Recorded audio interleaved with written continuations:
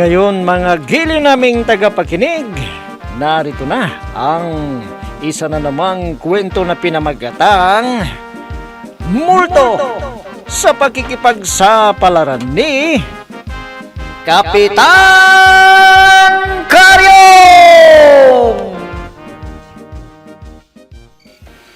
Kagawad Asyong, magkating gabi na, nandito ka pa sa labas. May problema ka ba? Papalapit na papalapit ang halalan. Kinakabahan ako, boy.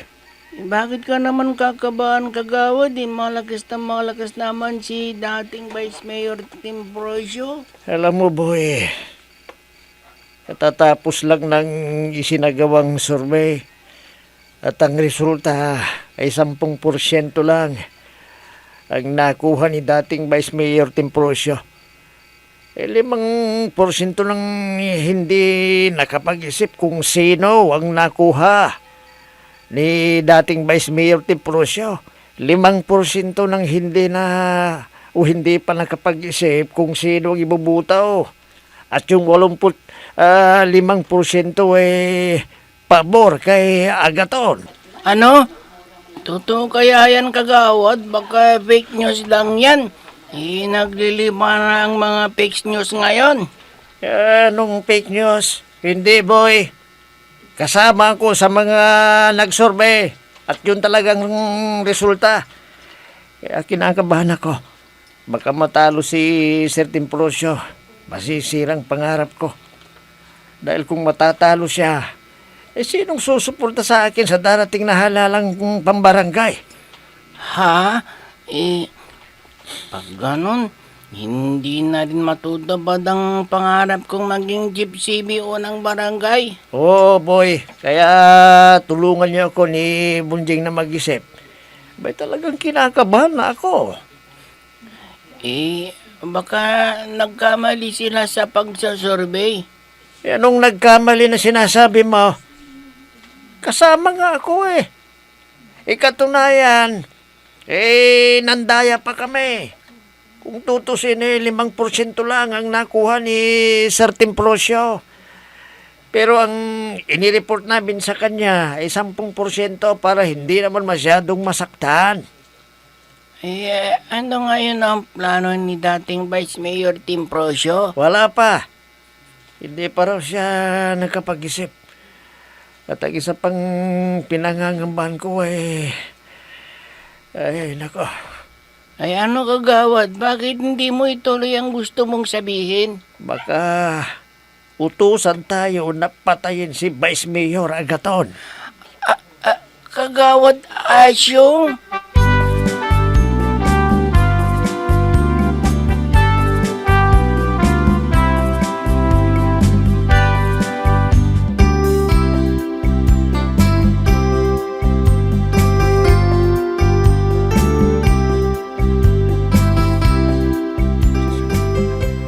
Paring boy, umagang-umaga parang malungkot ka.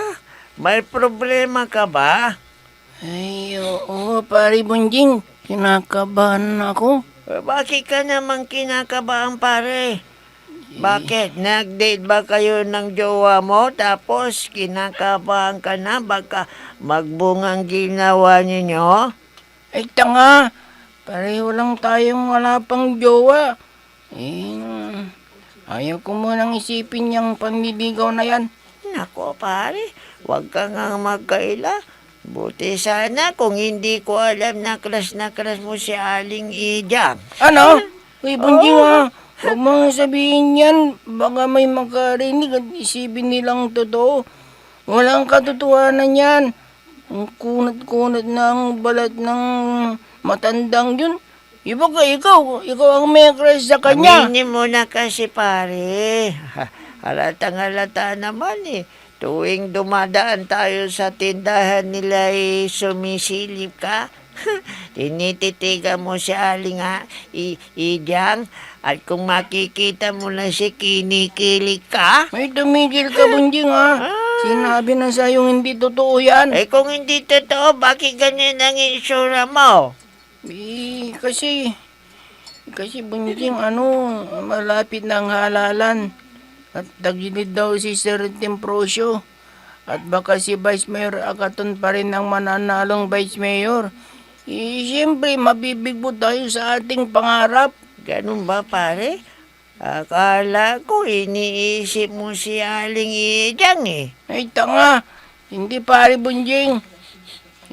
Alam mo, kinakabahan talaga ako eh.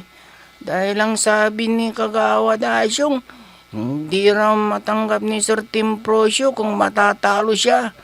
Kaya baka raw utusan tayo na patayin si Vice Mayor Agaton. Pare boy,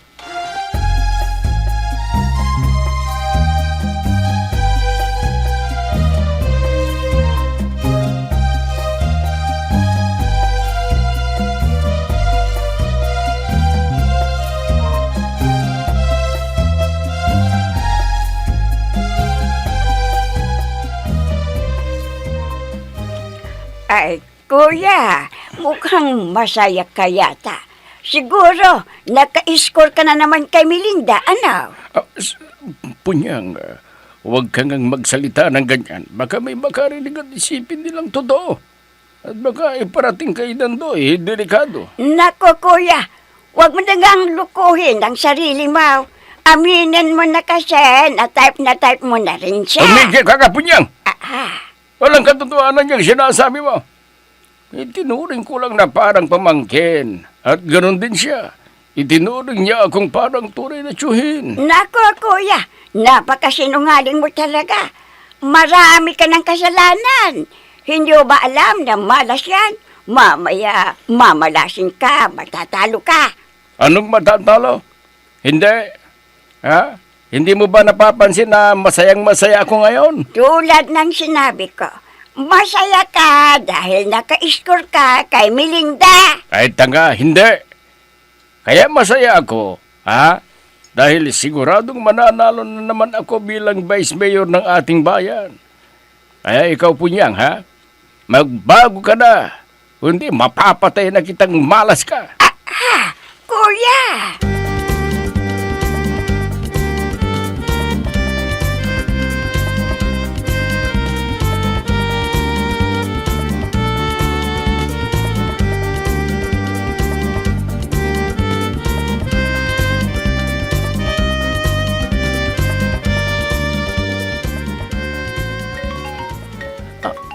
Nagriring ang cellphone ni Kagawad Asyong. Baka si Aling Ijang yung tumatawag sa kanya. Mapakinggan nga. ikaw pala, Sir Temprosyo, sir. Opo, sir. Nandito ako sa bahay ngayon. Si Sir Temprosyo yung tumatawag sa kanya. Bakit? Delikado, baka utusan kaming patayin si Mayor Agaton. Basta ako, Mapapalaban kami ni Bunjing.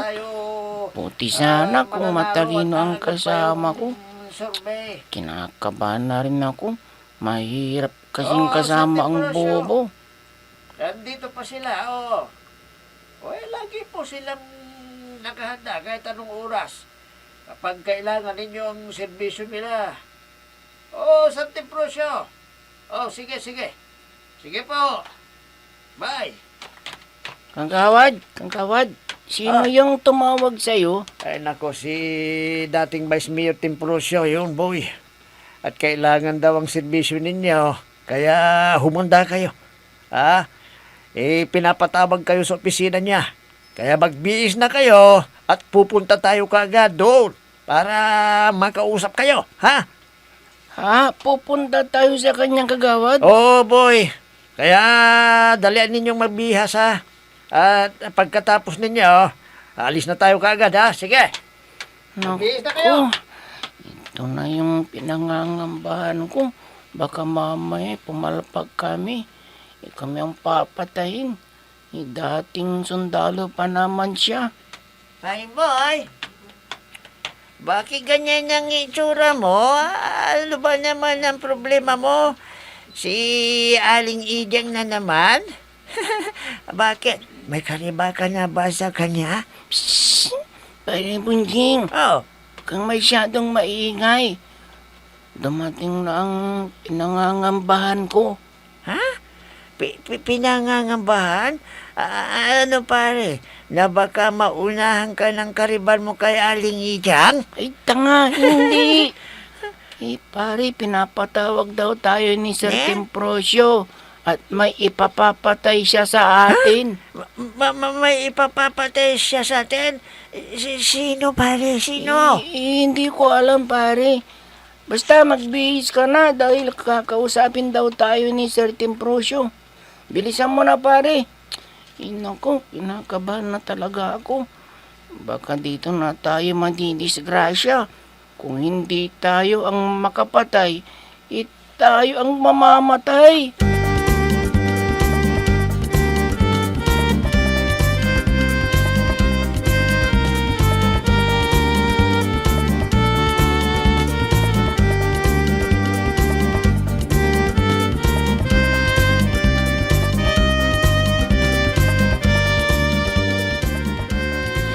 Ren, alam mo, masayang-masaya na si Vice Mayor ngayon. Ha?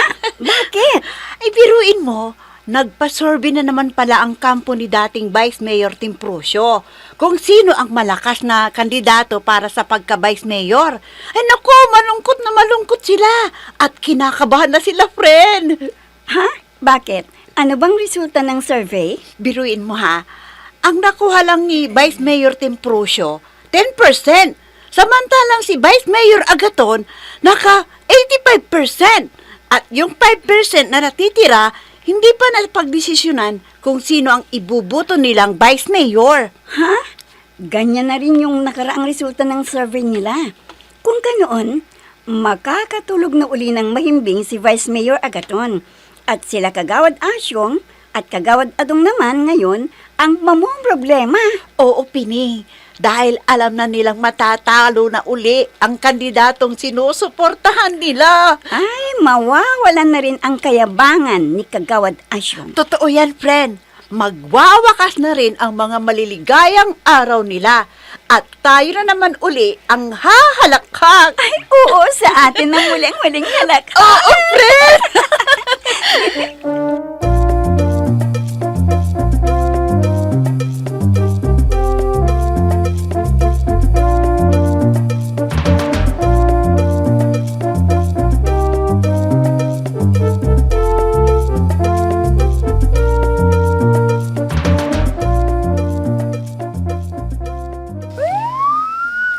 Bayaw, ano yan? Parang may nahabol ang mga kapulisan natin, eh. Oo, bayaw. Siguro may hinabol na kriminal o taong may nagawang labag sa batas. Ha? Siguro nga, Bayaw, sino kaya yung hinabol nila, Bayaw? Bayaw, baka kriminal yun. Kailangan pumasok tayo kaagad sa bahay, baka lumaban at madadamay tayo. Mangho-hostage. Ay, halika na, bayaw. Pumasok na tayo. Naku, Bayaw. Napaka-nervyuso mo naman. Parang hindi ka dating sundalo, eh. Kailangan ipakita mong matapang ka, Bayaw. Dahil dati kang sundalo at opisyal pa. Naku, bayaw. Kaming mga sundalo, hindi lang tapang ang ginagamit. Utak ang importante. Walang kwenta ang katapangan mo kung babariling ka ng kalaban. Ay, halika na. Delikado, bayaw. Bayaw! Nakaw, duwag pala itong si Bayaw, eh. Ayun. Kanakaw, parang hindi dating sundalo. Hey, ikinahihiya kita, Bayaw. Dati kang sundalo, magtataga. Mabuti pa sisilipin kung sino ang hinahabol ng mga pulis. Bayaw, halika na. Pumasok ka na dito sa bahay. Dalian mo. Hindi, Bayaw. Dahil...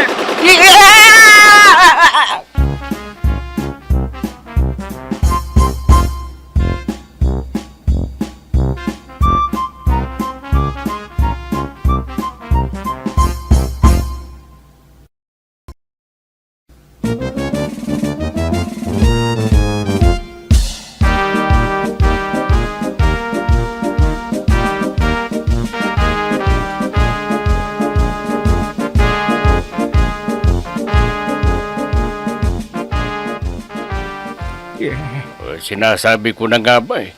O hayan, tinamaan yata si Bayaw.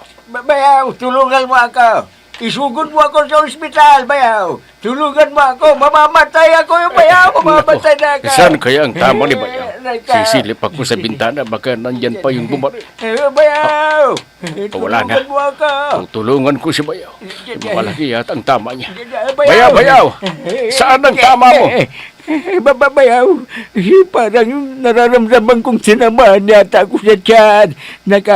Baka maubusan ako ng dugo. Sugod mo ako sa ospital, Bayaw. Ha? Bayaw, teka. Parang wala akong nakikitang sugat mo, ha? Bayaw, may tama ka. Nararamdaman kong bumubulwak ang aking dugo. Ay, ang init ng dumadalo sa pako. Bayaw, malaki ang sama ko. Baka mamamatay na ako. Mauubusan ako ng dugo. Ayan. Nararamdaman kong bumubulwak na naman ang dugo ko sa pako. Aray. Bayaw. Mabaho. At mapanghi.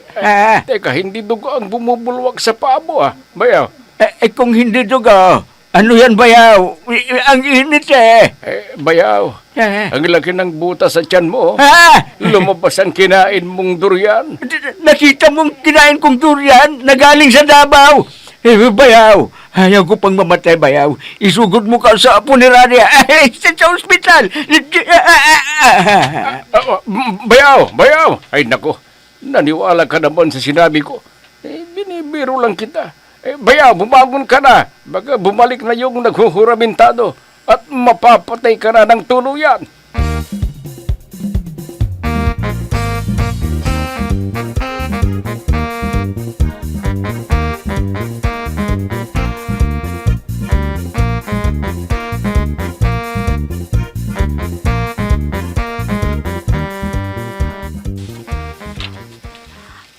Ano ka mo, Benito?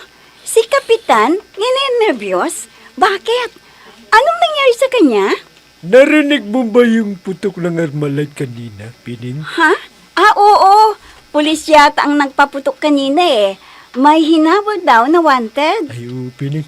Kaya lang, ang akala ni Kapitan tinamaan siya dahil naramdaman daw niyang may bumulwak na mainit sa mga paa niya.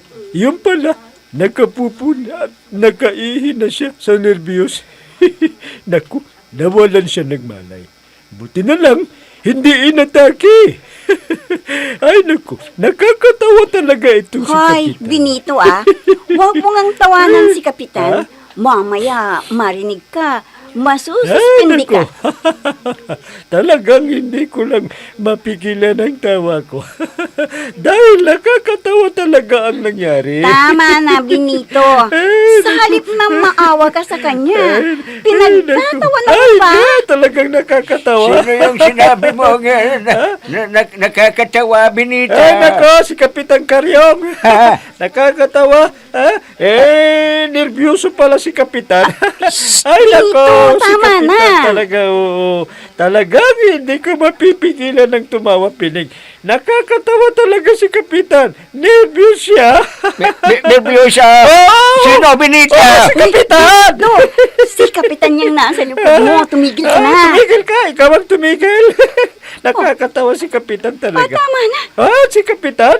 Hindi mo ba sinabi ka agad? Naku, Pining. Alam mo ba, talagang napakatapang ni Kapitan. Naku, bilib nga ako sa Kapitan natin napakatapang na tao yan. Idol ko nga yan Matapang si Kapitan. Hindi yan nakakatawa. Ganun ba, Benita? Oo, matapang Idol siya. mo ako. Oo, Kapitan. Juan, nandyan na pala kayo, Kap. Narinig niyo ba yung sinabi ko? Idol kita, Kap. Dahil napakatapang niyo. Hindi kayo duwag. Hindi ko narinig yun. Ha? Ang narinig ko ay yung sinatawanan mo ako. At sinabi mong nervyoso ako. Kapitan, si Pineng ang tumatawa. Ay, ko kasi. Tama na, Benita. Dinig na dinig ko ang sinabi mo kay Pineng. Kaya suspindido ka ng 1 buwan. Kapitan!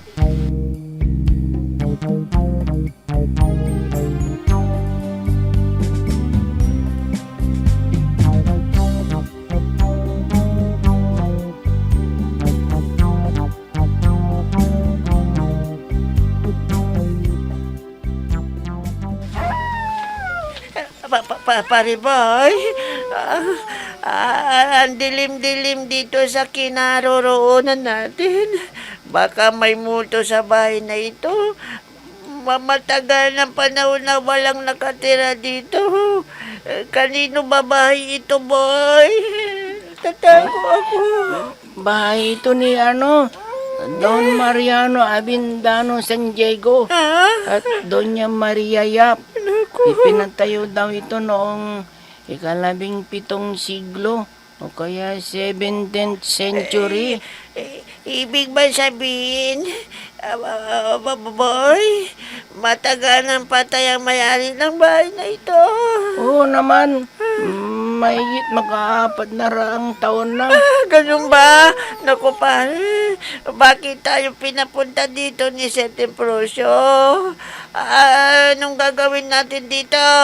Natatago ako. Dito raw tayo magmamanman kay Vice Mayor Agaton. Ha? Lahat ng gagawin niya, i-report natin sa kanya. Anong ginagawa ninyo dito sa bahay ko? Pari Bonjing, si Bye-bye. Doña Maria Yap yung asawa ni Don Mariano San Diego. Minumal mo to tayo. Mamalta! Mamalta!